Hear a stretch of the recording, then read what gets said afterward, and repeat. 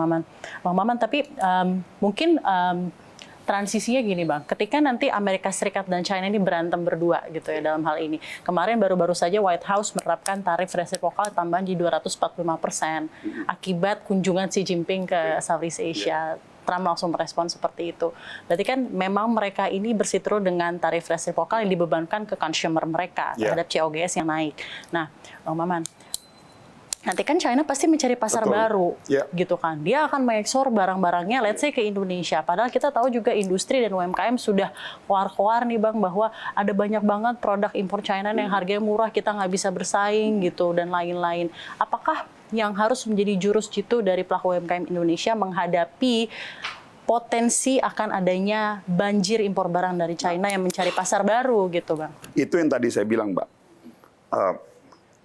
Memang salah satu mitigasi kita terhadap, sebetulnya ini lebih besar kepada pertarungan dagang antara Amerika dengan Cina. Konsekuensinya pasti Cina akan melakukan diversifikasi market kan. Dia pasti akan cari market baru nih untuk memfasilitasi, mau pada saat mereka ngelihat Amerika udah nggak lagi terlalu seksi pasarnya, mereka pasti akan bergeser. Ini kan sama juga nih yang terjadi pada semua negara. Semua negara pasti juga akan melakukan diversifikasi. Indonesia juga akan melakukan diversifikasi pada saat dia melihat pasarnya Amerika itu tidak terlalu seksi. Kita juga pasti akan mencari pasar ekspor lainnya, betul nggak? Nah, itu yang tadi saya bilang di awal bahwa ya kita wajib melakukan diversifikasi market, tetapi harus ingat kita juga harus menempatkan Indonesia sebagai salah satu market utama kita. Jangan juga, jadi karena kalau kita mau melakukan diversi market di luar negeri, itu butuh proses loh. Misalnya dari yang awalnya market di Amerika, kita mau geser ke negara A, negara B, negara C gitu ya. Pasti butuh proses gitu. Nah, kenapa tidak kita mulai fokus juga kepada market kita di Indonesia gitu, yang 250 juta itu. Nah, dengan kita fokus kepada market di Indonesia, berarti secara tidak langsung kita sudah mulai juga mendorong dan membanjiri produk di Indonesia dengan produk-produk yang memang hasil dari manufaktur kita. Jadi nggak bisa juga serta-merta. Makanya saya selalu bilang gini, kita tutup nih ya, itu sih mohon maaf ya mudah banget menutup bea cukai kita koordinasikan, e-commerce, platform-platform digital, marketing kita tutup dan kita batasi lah.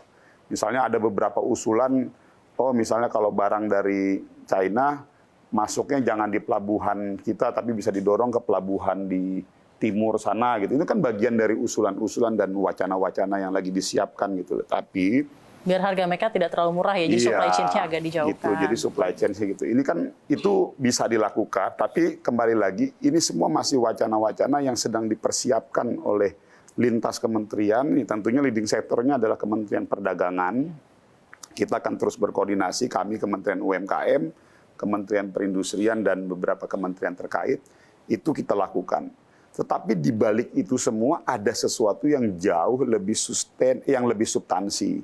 Bagaimana kita bisa menanamkan dan mendorong kepada semua pengusaha UMKM untuk betul-betul, dan juga industri kecil menengah, untuk betul-betul menjadikan Indonesia sebagai market utama dari produk-produk. Justru inward looking gitu ya.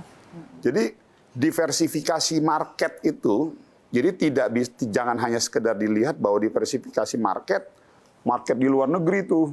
Enggak. Diversifikasi market, ya sekarang teman-teman pengusaha UMKM sudah harus mulai melihat bahwa pasar utama kita adalah negara kita sendiri. Justru negara kita sendiri gitu ya. Jadi made Indonesia for Indonesia. Jadi dari kita untuk kita gitu loh. Jadi ini yang menurut saya harus mulai ke sana. Loh, bayangin 250 juta kita punya penduduk. Apa yang kita mesti pusing-pusing gitu loh. Jadi kita buat barang kita. Nah, yang ketiga nih saya masuk.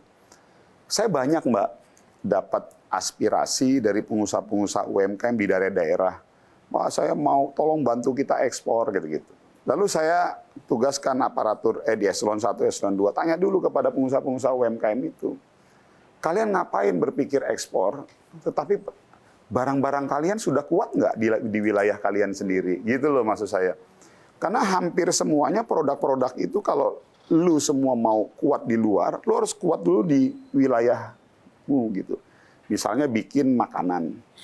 bikin baju, atau bikin kain apa, atau bikin furniture nih ya, ini furniture gitu ya, dia di Kabupaten A, ya fokus aja dulu di market wilayah Kabupaten A, bergeser ke kabupaten sebelahnya, bergeser ke provinsi sebelahnya gitu loh. Jadi mulai dari skup wilayahnya, jadi perkuat dulu market di sekitarnya di domestik, baru dia mulai ke atas. Jadi